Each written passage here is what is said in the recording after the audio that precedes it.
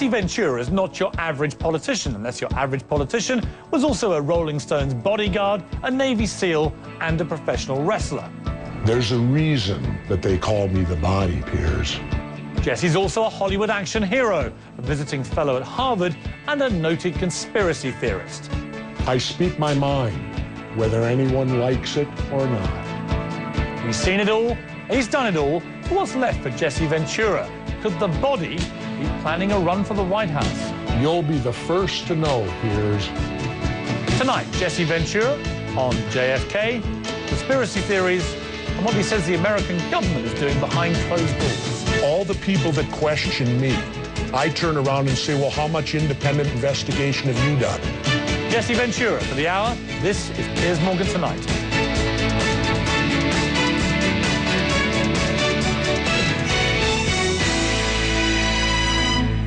Jesse, welcome. Thank you. Now, you are a man... Piers, welcome to you. Oh, thank you. Thank you. I know you did Larry's show many times. Yes, and you replaced a legend. Well, Larry hinted to me the reason he loved you as a guest was that you always caused trouble.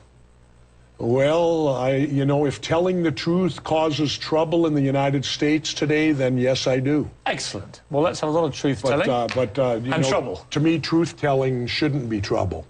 But if it is, so be it. What do you make of this extraordinary news cycle we're currently in, with incredible uprisings all over the Middle East, with the continuing global recession, with earthquakes and tsunamis and nuclear crises? It's been an extraordinary period. What have you made of it from your vanpoint? Well, you probably shouldn't ask me that, considering my TV show is called Conspiracy Theories. Well, exactly. Which, of course, we have a thing up in Alaska called HARP that can create all these disasters with the weather. I went and discovered that. It's located up in Alaska. What would you mean? I think, you know, it's... Yeah, but Jesse, you can't just say that. You mean, you got a place in Alaska that can create... Yeah, it's called HARP. What do they create there? Well, it's 50 antennas, basically, that put out 50,000 watts, which is the maximum you can for radio, and it combines and shoots it up into the ionosphere, and they ricochet it off back to the ground. They can knock planes out of the air with it. They can control cloud movements and all that with it, with the weather and all this stuff. And they call it an unclassified research center. But I know that that's a lie, because when I went up to go inside, they wouldn't let me in it.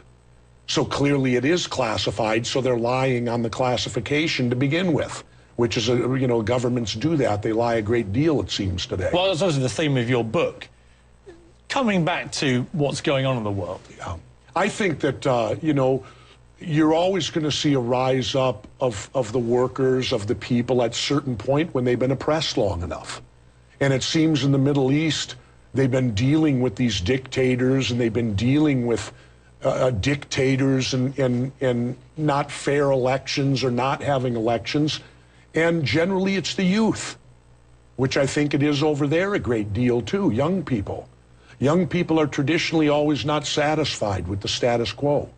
And if there's wrongs being done, young people have the courage at times to rise up against them. I mean, the way that America has dealt with each of these respective uprisings has been very different. Some would say inconsistent, to put it mildly. What's your take? Well, my take is that we're only worried if there's a corporate interest. Take Rwanda. We had no interest in that because there was nothing there corporate to gain from it. I've said publicly that I refer to us now as the fascist states of America, because if you look at the simple definition of fascism, it's when corporations team up with organized religion to run a government. I think we're there. Really? Yeah. I don't see Barack Obama's administration as being run by organized religion, do you? No, I see it being run by corporations, though, clearly. Barack Obama ran on change. Change, people can, what was the quote? Well, what change have we seen? Nothing. He ran to close Gitmo. He ran to get us out of the wars. We're more into the wars than we've ever been, and Gitmo's still there. I got a feeling he got taken to the woodshed. I mean, you mentioned Rwanda, and that was obviously scandalous that people didn't get involved sooner than they did. Millions died as a result. Yeah. When you see what was apparently about to happen in Benghazi in Libya, where it appeared that Gaddafi was about to slaughter possibly hundreds of thousands of his own people, Is there not a humanitarian duty for countries like America to try and prevent that if they can? Yeah. But I think that you have to go maybe on the perspective that it has to, the first shot has to be fired first.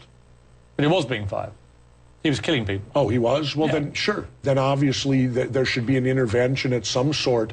But why is it always the United States? Well, it's not. It's NATO as well. You've got an alliance of countries. Why are you laughing? What, the coalition of the willing? Is that what we have? Like well, Iraq? to be fair, in Libya, it was French and British planes that went in first. Okay, good. Let them go. It's about time they go. Yeah? You think America's for too long been the world's policeman? Yeah. If I became president, the first thing I would do is shut down the 248 bases that are located throughout the world. I always put it in this perspective. But that wouldn't help security for America, would it? Why not? We shut down all your bases overseas? We can get anywhere. We have nuclear missiles. When you look at, okay, let's reverse this for a moment, Piers. We don't like Hugo Chavez very much because he nationalized oil. He kicked corporations out of Venezuela. That's why we don't like him. Now, he's got a lot of money. How would the United States feel if Hugo went, say, by Palm Springs and bought 100 acres of land and moved the Venezuelan military into there? So you're saying that the mere presence of American bases is inflammatory? Yeah. Why do we have bases in foreign countries? Well, the argument is to try and prevent uprisings in these areas. Or is it the opposite? Colonization and world dominance. I could make that argument, too, for it. Has it been healthy for America to be the #1 superpower for so long? And is it actually, perversely, could it be helpful now that places like China are emerging as I think it's very easy to see what's going on. The United States is following textbook example of the Roman Empire, getting itself involved now in 3 wars. When you served in Vietnam, Yep. You didn't, I don't think, actually have live combat there, right? But you were serving. Is that correct? I don't talk. When I got back, I'm a Navy SEAL.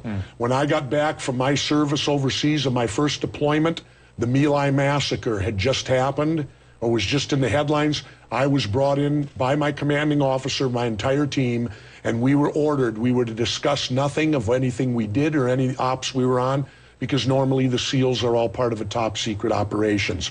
So I do not discuss anything I did in the military other than to say I served honorably and received an honorable discharge, and I showed up, which is more than what George Bush can say.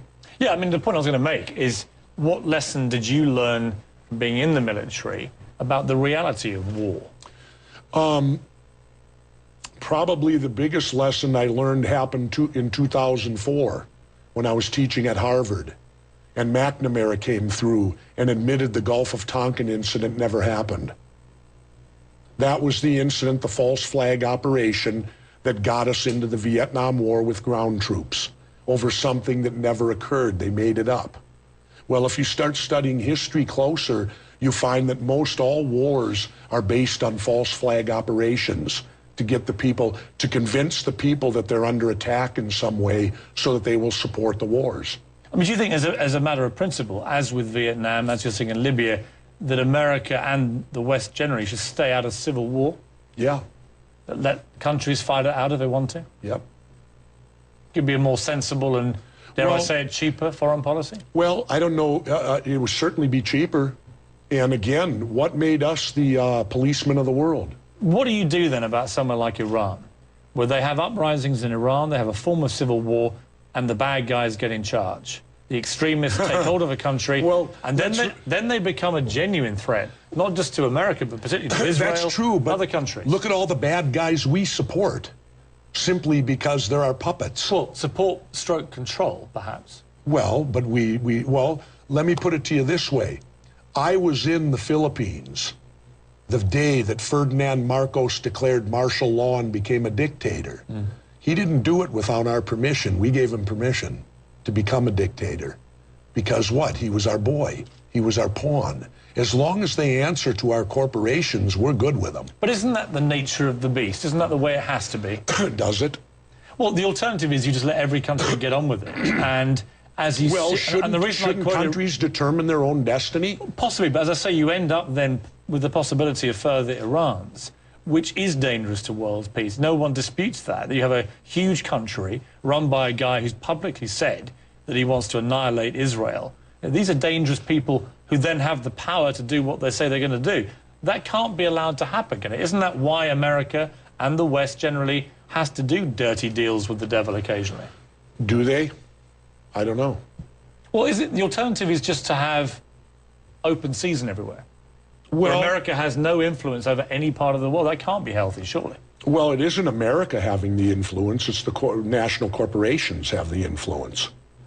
We're the puppets to them. What would you do about oil, then?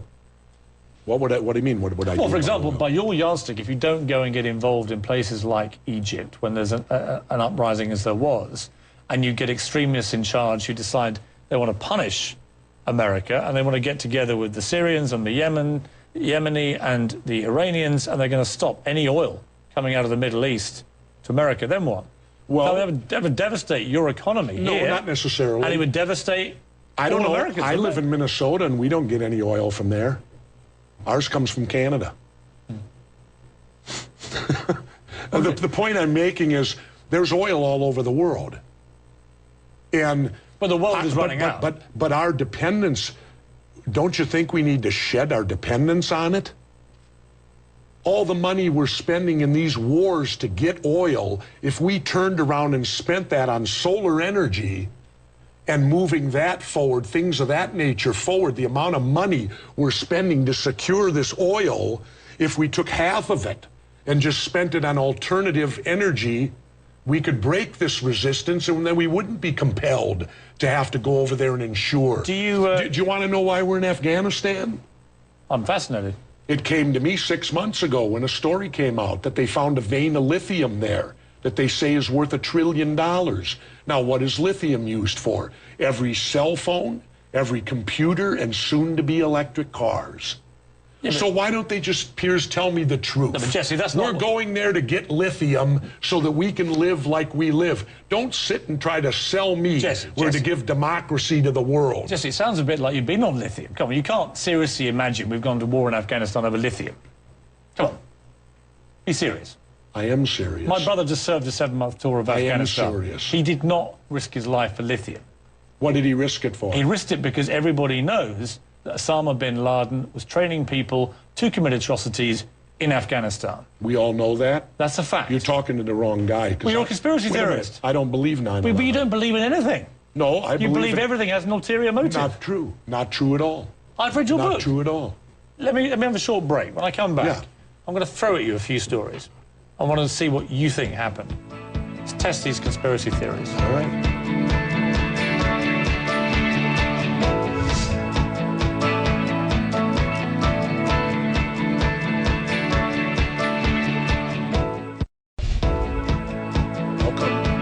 How come 2,000 architects and engineers met in San Francisco demanding a new investigation? So, Jesse, you're the first guest I've had where we're still arguing in the breaks. Let's get to your conspiracy theories. I'm unique. Let me ask you. Sure. John F. Kennedy's assassination. Yep. Who did that? It was done by William Harvey, who was the head of the CIA's assassination unit at that time. David Morales was directly involved in it. He likewise is the gentleman who killed Che Guevara down in Bolivia in '67, where they put him up against a firing wall and killed him and shot and killed him. Morales was part of that. I believe that because I saw, heard, and read a confession from E. Howard Hunt on a deathbed to his son. And when he confessed, it was not a confession of remorse. It was a confession of pride. He wanted the world to know that we helped you out. We killed John Kennedy, this communist sympathizer. But Jesse, aren't you being slightly naive? People can say anything on a deathbed to immortalize themselves. When I die, I might say, you know what? I don't want anyone to know about my long-standing love affair with Elizabeth Taylor. It doesn't mean anything, does it? I can be slightly naive, except the fact that you're not going to convince me he could make those shots. Why? Because I tried them, and I'm an expert marksman. He wasn't. and I couldn't do them. I couldn't even work. The fastest I could work the Manlichuk Arcano bolt was 8.5 seconds. And they're telling me he got 3 shots off in 6 seconds with that bolt action piece of crap weapon. I tried it. We simulated the whole thing. I couldn't do it. And I qualified expert at age 50 when I was governor of Minnesota yet. Did Neil Armstrong land on the moon? I don't know. What do you think? Yeah, I think he did. Why would you believe that? Because we have the technology to get there. We have the technology to investigate an assassination. Sure we do, but we don't. Well, we have thoroughly. When a coup d'etat takes place, there can be no trial. There can be no investigation. You want to know another reason why it's a farce? I'll tell you why personally. My mother, before she died, she had a big trunk. And when she died, in the bottom of that trunk, she had every Minneapolis paper of that weekend that John Kennedy was killed. This was in Minneapolis's Monday morning paper. That means this is 63. So it had to go out early in the afternoon of Sunday to be in the Monday morning paper. And you know what was down in the bottom? Dallas police declare case closed. Come on, now, Jesse. It's right in the paper. Jesse. Oswald, Kennedy's killed on Friday. Ruby kills Oswald on Sunday. And the Dallas PD says the case is closed. They haven't interviewed a witness. There was no confession, but the case is closed. Well, newspapers... Come on, Piers. What type of investigation is that? I have never, ever heard anybody suggest the investigations were closed on the Monday within hours. It was in the paper. Dallas police you believe everything you read in the papers?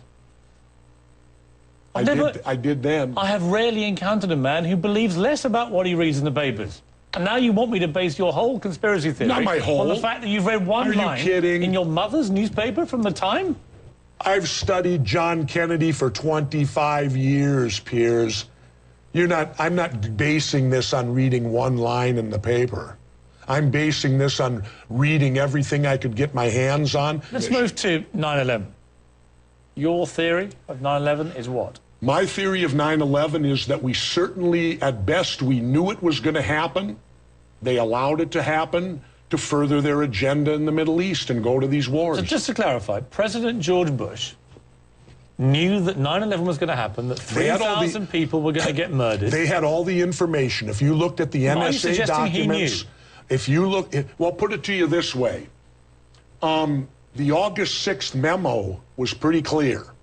Yeah, but do you genuinely believe, Jesse Ventura, that President George W. Bush knew 9/11 was going to happen? No. Why do you say it then? No. Well, why do you say it? But I believe Dick Cheney knew it. Really? Yep. You believe he knew it was going to happen? I believe they had a good... Well, why did John Ashcroft quit flying commercial planes that summer and switch only to private planes? Why did that happen? You don't honestly believe these people knew. I don't believe you believe that. You don't honestly think Dick Cheney knew it was going to happen. You can't do. Do you really believe, it's not rational. Piers? It's not irrational. I said it's not rational. Excuse me. Do you really believe that evil people can't be in charge of governments? If you do, go talk to the Germans. They know a little about that evil people can get in charge. The governments are run by people. People can be bad. So Dick Cheney's involved, Ashcroft's involved, all these people got together and planned 9/11. Come on, it's madness.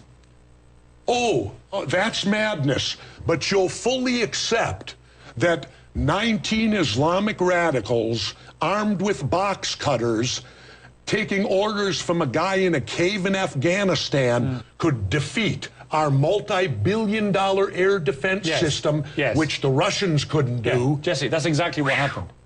That's exactly what happened. Really? Unfortunately, they exposed a massive flaw in Homeland Security. And what was it? The flaw was that these guys had been training and often aiming to go one way, aiming to land planes in a certain manner. In fact, not even land them. Wanted to take off but not land. All these were clues that this was a weird set of circumstances. I'm afraid that's exactly what happened. And the trouble being a conspiracy theorist, I've got great respect for you, and your book's very readable. The problem is, once you start buying into these theories, you never stop. And with the internet these days, there's a theory about everything. Yeah. Do you believe Princess Diana was murdered? No, I don't look into that. Well, what do you think? I don't know. I haven't studied it. Isn't the tendency of a conspiracy theory it breeds other conspiracies? No. I only go into things I study. I've studied 9/11 for 3.5 years now. And it's my expert opinion, as a demolition expert, I was trained by the best the U.S. government has. I served 3 years on Underwater Demolition Team 12. 2 years I was attached to SEAL Team 1. And when I look at the buildings and how they fall and the way they fell, they couldn't have come down without being assisted in some manner. And then I countered... You don't believe when two large planes hit the World Trade Center, hit both towers, and they explode, that couldn't bring down two buildings? No. And that the debris couldn't bring down a third building? The Empire State Building was hit by a plane and it didn't collapse. It was a tiny plane that hit the Empire State Building. No, it wasn't. Yes, not it was. Tiny. Well, the World Trade Center buildings were tested against Boeing 707s, which are bigger than the planes that hit. Well, and the way it was designed, if it was punctured, it was like a screen door. It would cause damage right where the hit was, but this uniform collapse. And then when you look at the powder, if it collapsed, it would collapse in big chunks. Jesse, then I was at the site 2 weeks after it happened with Governor Pataki, right? And they had to cease digging that day. You know why? They were finding pockets of molten liquid metal underneath. Now, if everything took place, Piers, 150 floors up, why was there molten metal underneath? It requires 3,000 degrees to melt metal. Jesse, you're a patriot. You're a good I don't know if I am. You consider yourself to be a good American? I've been a mayor, I've been a governor, and I served 6 years and was honorably discharged from the United States Navy. Do you accept that some people, many people, will be listening to this and consider it to be quite offensive, what you're saying? What, to question government? I think it's quite offensive not to question government. No, not to... It's more than... I think it's offensive to sit back like a zombie and accept everything you're told. I get that. But when you're telling the American public, as you are right now, and indeed the wider world, this airs around the world, that Dick Cheney, Vice President of the United States... Well, I'd like some answers from him. Yeah, but you didn't just say you want some answers. You said he knew and was responsible for the biggest atrocity in American history on his home ground. You believe that? No. I'll just say it happened on his watch, so they're responsible for it. So he didn't know?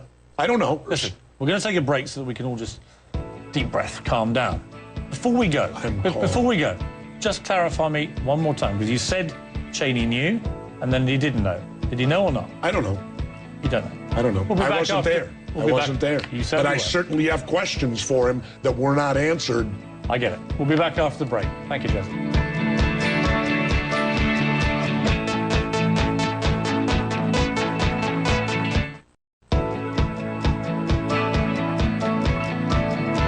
WikiLeaks' release of classified information has generated a lot of attention worldwide in the past few weeks. The hysterical reaction makes one wonder if this is not an example of killing the messenger for the bad news. Exactly. That was Congressman Ron Paul talking about WikiLeaks. I'm back now with my guest, Jesse Ventura. Jesse, you said exactly, so you agree with Ron Paul, didn't you? Absolutely. In fact, if you'd have continued with that statement, Representative Paul, as you know, I dedicated this book to him. He's the only one there that has the courage that'll stand up. He made the great statement that in a free country, when telling the truth, you can get charged for treason, we're in big trouble. Even if you've stolen the information? The stolen information, excuse me, we all pay taxes. All that information is paid for by my tax dollars. I have every right to know how my taxes are spent, how every single penny of it is spent. I have the right to know that. They're using my money. You served in the Navy. Yep. Would you have been absolutely happy for every private memo involving your Navy SEAL group to come out? No, but there's a difference. What's the difference? The difference is you're paid for by the taxpayer. Yeah, but it could jeopardize the mission initially. WikiLeaks couldn't? Once the mission's over, you're not jeopardizing it. You don't think anything published in WikiLeaks could possibly jeopardize wait a minute. Now, lives or military operation? Well, let's go to this young man that's in prison right now. Bradley Manning. Bradley Manning. I hope they're giving him his rights, which I don't think they are. They're holding him. He can't talk to a lawyer. On that, I agree with you. All right, Bradley Manning, the first thing he released was that helicopter murdering those people, murdering them. So now Bradley Manning's in jail, but the helicopter murderers are still free. They're fine. So apparently leaking this is more important than committing murder. Like I said to you. Wait, Piers, answer that for me. No, let me... Answer that for me. You haven't answered my question. All right. My question But I've been answering all of them. You haven't answered one yet. I'm interviewing you, Jesse. That's the way this works. Not with me. Well, that's the way it works with me. Well, butt heads then. Well, look, I can answer perhaps for my brother, who's a British Army colonel. And when I discussed WikiLeaks with him, he says that the impact of releasing private memos, private reports from the military when they're in operations is incredibly dangerous. All right, go to my book. Sure, I believe you agree with that. I agree with that. I agree with that. But go to my book and see. Currently, our government every year declares 16 million things top secret. 16 million. I would say that's about everything. So what do we get to know about? But my point, Jesse... My point is, when they're abusing what's secret by classifying everything they do, the public can't see. Read in the back of the book what some of the great founders of this country said about secretive government. Did you believe it was in the public interest that WikiLeaks revealed, for example, that Colonel Gaddafi had 4 mistresses? I could care less how many women Colonel Gaddafi has. No, but do you think, is it in the public interest to reveal that information? I don't know. It's gossip. Doesn't bother me. But when you were governor, you hated that kind of gossip against you and your family. In fact, you detested the media that spread any kind of gossip about your family. They didn't spread gossip about my family. They did about your son, right? Oh, yeah. Well, they trumped up charges on him. Right, but what I'm saying is that kind of family gossip, private life stuff, isn't that where the line should be drawn with WikiLeaks? Why do you support everything they put out there? Given that you were so vocal about any private material coming out about you. Then why is it okay for why is it okay for them to expose my private stuff? I'm not saying it is, but I'm saying if you felt strongly that your private life was your private life, however much you think badly of Colonel Gaddafi... Well, somebody had to write about it, didn't they? Why is Gaddafi's private life public interest? What you're at here is a classic example of killing the messenger, not the message. If it wasn't written in the first place, there'd be no message, would there? So somebody wrote it to begin with. Shouldn't they be the ones who have put America in danger? It was the ones who wrote it? No, because the whole point of being a diplomat is that when you report to your governments around the world, and wait, let me finish. Then we're in sad shape when diplomats have to sit and lie, when they have to write things that people aren't allowed to read, and if they do read, they take offense to. Well, I would say that's part of the big problems of the world today. Which were the lies in WikiLeaks? I don't know. You just said they were lying. I didn't say they were lying. You said it's a sad day when diplomats lie. Where were they lying? I'm saying when they're saying bad things about other people. They wrote it. But they weren't necessarily... All it was exposed. And my point was that there may not be lies. So in other words, Jesse, Piers, you figure let government keep everything secret. No, it's all okay. No. It's all okay. Because somebody in government has deemed this top secret. But so therefore, hands off. I don't. Because we don't dare know a thing our government does. Don't put words in my mouth. See, that's what you're doing to me. No. I started the debate by asking you, when you were a Navy SEAL, did you believe that a number of private reports should have stayed private? And you said yes. So you believe... Only till after the op's over. When the op's over, you can go public with all that you want. Really? You think it's good for the world to know exactly how Navy SEALs conduct their covert operations, do you, around the world? They already know. Would you agree, if the CIA discovered tomorrow that they knew where Osama bin Laden was, that he should be assassinated? No. What about Gaddafi? No. You don't care? No, I think they should be arrested and tried in a court of law. Since when does what are we, in the Wild West? We just go out and if people we don't like, we kill them? Isn't that what you did? Everyone's willing to be killed? Jesse, with respect, isn't that exactly what Navy SEALs do all the time? No, we're at war. War's different. Well, we're at war with Osama bin Laden. We are? Aren't we? We're taking a quick break. We will continue this when we come back. All right.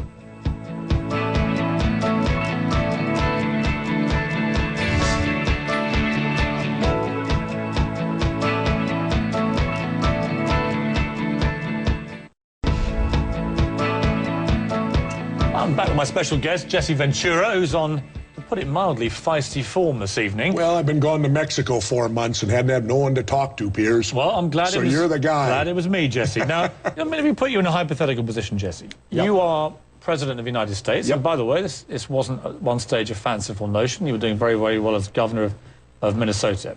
Oh, there's already a movement out there, grassroots right now, that wants me for president. Okay, so let's take it one step forward, Sure. maybe 3 steps forward. You're President of the United States. Yep. And you've had an attack like 9/11 Yep. happen on your watch. Yep. And the whole country, in fact the world, is desperate for this not to happen again. Yep. And you capture 3, 4 people Yep. who you absolutely believe, from all intelligence, not just yours but every other country involved, Yep. are senior Al-Qaeda terrorists. Kind of who like are- curveball? who are actively... Kind of like curveball? Wait, who are actively plotting to commit similar atrocities. All right. But they don't want to talk. Yep. How do you get out of them? You just have to do what you can to attempt to get it out of them, but torture is not the answer. Because torture, why do you think we don't allow it in a court of law? Because if you're being tortured, you're going to say anything to stop the torture. It has no credibility to it. And I'll counter you with this. We had a terrorist attack in Oklahoma City. Many people thought they were more involved than Timothy McVeigh and Nichols, the 2 guys. Why didn't we waterboard them? Why weren't they waterboarded? So we could find out what they knew, could find out whether more attacks were looming. Was there more conspirators in this? How come? Do you think it's Piers? inconsistent? I think it's very inconsistent. I think the only people that get waterboarded are people of the Muslim faith, because nobody else is getting waterboarded. Why didn't we waterboard McVeigh and Nichols? We had them. In fact, we put one of them to death and the others in prison for life. Why weren't they waterboarded? To find out what they knew. What do you think of Guantanamo You Bay? haven't asked my question, Piers. I'm not answering any of the questions. Well, the You're point the one is, being but interviewed. it's a good question, isn't it? Why were these guys it's actually a good waterboarded question. and these guys not waterboarded? Yeah, but remember the dynamic of the interview. Jesse. I'm interviewing you. All right. It's your views I'm trying to get. Remember, I've been in your seat, so it's hard. Of course. What did you think of Guantanamo Bay? I think it's atrocious. I think it's awful. I'm so disappointed that Barack Obama didn't close it. In a court of law, every one of these guys is going to walk. Because anything gotten by torture is inadmissible. We are a supposed civilized nation who should not stoop to that regardless of whatever the results would be. Because if you stoop to that level, you can never get back what you have. Jesse, a remarkable thing has just happened. I agree with you. Let's move on. Do you believe that President Obama is a puppet of the CIA, as you've suggested? A puppet of the CIA? I didn't suggest that. Let me play a clip to you. What you're saying is Barack Obama was a CIA agent? He was what they call a CIA asset. He was enrolled in the early 1980s by Zbigniew Brzezinski. Mr. Brzezinski is the head of the Trilateral Commission, and Mr. Obama had been pre-identified as one of their candidates to be U.S. president. Now, did you look at my face there? That was a face of stunned. So when you're asking me, do I believe that? This is this guy telling me this. Let me show you my face. What That's the what hell I did. are you talking about, you idiot? Is what I would have said to that guy. No, because you have a That's my face. No, because you have a TV show to do. You can't be calling guests idiots. You can. Well, you shouldn't. But anyway, not? well, because What if they're being your idiots? style's different than mine. But that was him saying that. I wasn't You saying allowed that. this crackpot airtime on your show to spout complete nonsense. Crackpot, it's an entertainment show. Entertainment? Yes. Suggesting the Conspiracy president- theory is an entertainment show. Okay, it's also very dangerous. We just use reality. It's dangerous. You let this guy spout off that President Obama is a member of the CIA? Can you say he's not? Yes, he's not. Never was. He's not. How do you know that? Just call it a gut feeling, Jesse. Let's take another short break. When Jesse. George Bush was made vice I president. need to catch my breath, never mind yours. Let's take a short break. When we come back, I want to talk about your other great conspiracy theory, which is that the TSA want to do you in.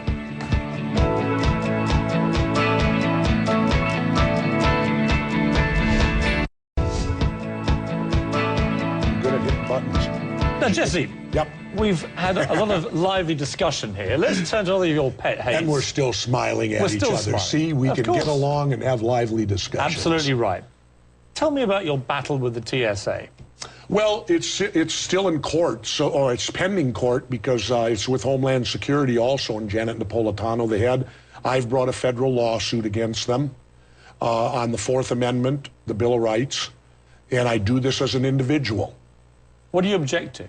I object to the fact that I have metal in my body, and therefore I could go through the metal detector naked, and it's going to set it off. So you have a titanium hip implant? Yeah, which sets off all of the metal detector, which then means I'm subjected to these further searches now, and the man from San Diego is completely correct that if they give you the body search, I had it done once to me, it is a sexual assault on the street. You would be charged with a crime on the street. And my belief, I'm suing, it's all, you can get it on the internet, my whole complaint. It's only for me. I asked for no money. All I'd asked for them is to stop. Do not search me anymore. Because I believe that the Fourth Amendment, the key word is reasonable. So should nobody be searched in that way? No, I'm saying only me. Who would you search? No, you're getting me off on a tangent. You asked me about my court case. That's what I'm discussing. But why just you? Because of who I am. It is not reasonable to believe Jesse Ventura, former governor, former mayor, 6-year Navy veteran, poses any threat to anyone. You believe in profiling, basically? Yeah. Who would you search? Describe the person to me. Well, first, I don't know. You're in charge. Go on. No. You can't cop out. You can't say, I want to be excluded. I'm just saying I'm suing on my behalf, no one else's. Would you only profile Muslims at airports? I don't know. I've never done that. Well, it's unlike you to have no opinion. Well, on this one, I don't have one. Why? Because you're worried about being inflammatory? No. Don't be a coward. Because I'm not you calling me a coward. Young man, I've done things that would make the hair on the back of your neck stand up. Like what? You cannot insult me into thinking you're going to get something out of me by calling me a coward. Well, suggesting it's my track record, nobody goes through buds and is a coward. I was pointing out that your failure to answer that question may be a cowardly response because I think I know what you think the profiling should be. You just don't want to say it in public. Am I right? I have no problem saying in public. Have they caught anyone? Clarify. Have they caught anyone? For? With what they're doing at the airports. If they caught someone, it'd be in the headlines, wouldn't it? Or maybe so not. They're doing all this and they haven't caught a soul. But there have been, touch wood, there have been no further uses of planes as weapons. Right. So they're not going to do the same thing again. How stupid would that be? Most terrorists do the same thing again and again. Do you accept, though, that in your fury against the TSA... I have no fury against them. I just want them to stop. I haven't made my point. Because they're violating my Fourth Amendment. I haven't made my point. Okay. In your complaint about them, actually, you've identified why they have such a hard job, haven't you? Because you yourself have no idea who they should be profiling. You just know they should be profiling. No, I just don't want to answer the question. Because I have a court case pending, and I don't like to talk about things that could affect the court case. Okay. You're reserving your right to silence. An unusual position for Jesse Ventura. Well, when you're in federal court waiting for a judge to rule, I probably spoke too much today on it that I shouldn't have. Excellent. Right, we're going to take one more break, and when we come back, I want you to say a little bit more than you should again.